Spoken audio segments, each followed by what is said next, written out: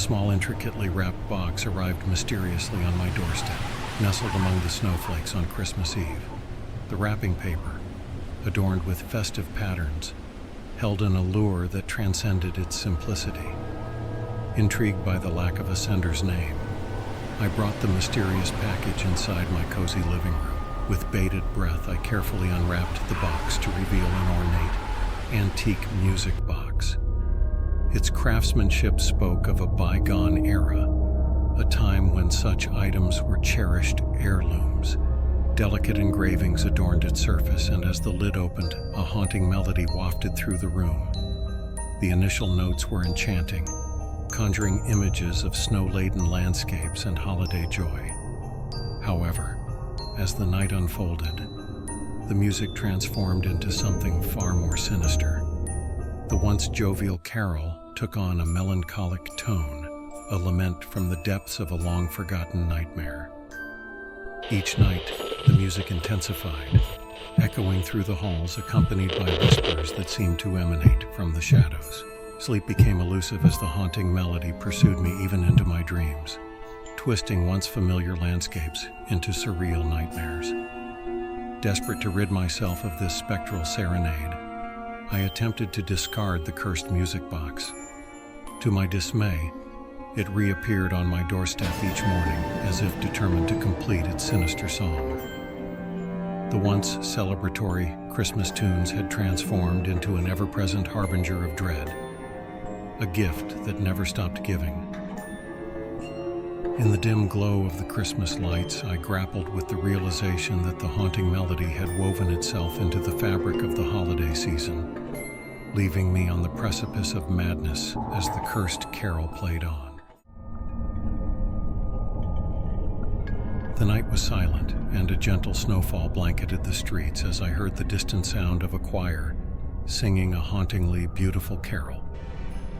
Drawn to the ethereal melody, I found myself traversing the snow-covered neighborhood until I stumbled upon a scene straight from a bygone era. A group of children, dressed in ragged Victorian attire, stood in a semicircle. Their breath formed frosty clouds in the crisp air as their spectral voices echoed the haunting carol. Their faces remained hidden beneath the shadows of frayed hoods, and their eyes held a vacant, otherworldly gaze. The carol spoke of an eternal winter, the cost of forgotten traditions, and the consequences of ignoring the true spirit of the season. With each note, the temperature dropped and the carolers advanced toward me, their frozen fingers reaching for the warmth of the living. Realization struck as I understood that these were the spirits of Christmas past, present, and future. The frozen carol was a warning, a glimpse into the consequences of neglecting the essence of the season.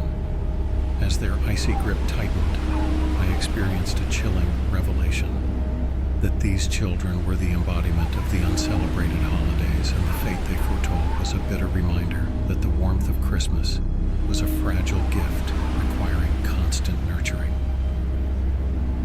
The night became an endless struggle against the advancing cold, as the ghostly carolers continued to sing, their haunting voices melding with the winter winds, leaving me trapped in a spectral tableau of forgotten holidays and the frozen echoes of uncelebrated joy. In the glow of Christmas lights, my decorated tree sparkled with festive cheer. Yet, amidst the ornaments and twinkling lights, one peculiar decoration caught my eye, an ornate, antique ornament, pulsating with a sinister energy. It stood out among the traditional baubles, its presence seemingly at odds with the holiday spirit. As the night deepened, the room underwent a nightmarish transformation. The tinsel, once innocent holiday decor, came alive with a malevolent energy, slithering like serpents, wrapping around presents and tree alike. The twinkling lights flickered erratically, casting grotesque shadows that danced on the walls. Every attempt to escape the room was met with the relentless pursuit of the twisted tinsel. It seemed to have a malevolent will of its own, determined to ensnare anyone daring to celebrate Christmas with tainted joy.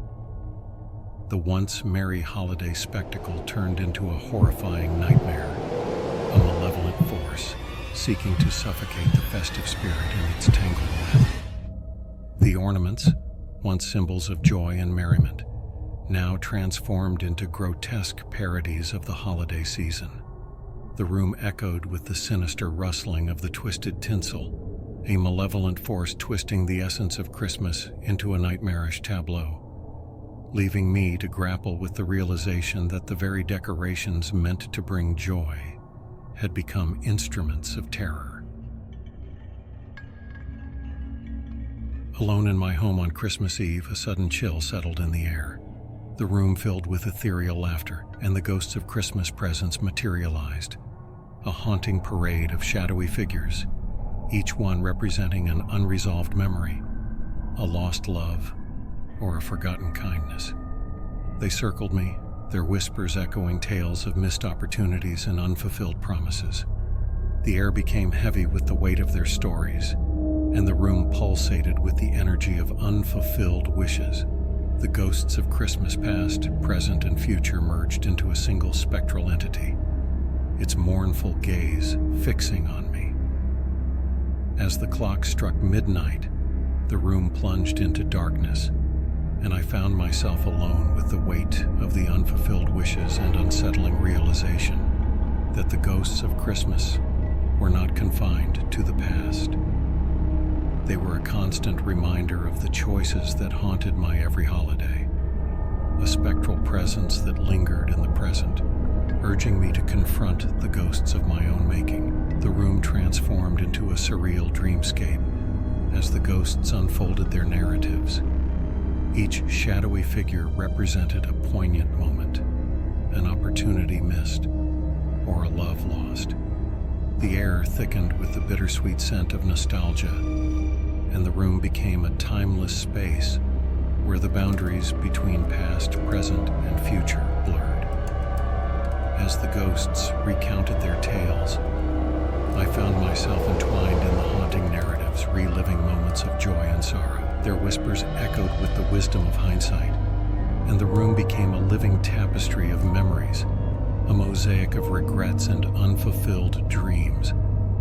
In the quiet hours of the night, I confronted the ghosts of my own making, wrestling with the weight of decisions and the consequences of choices long buried.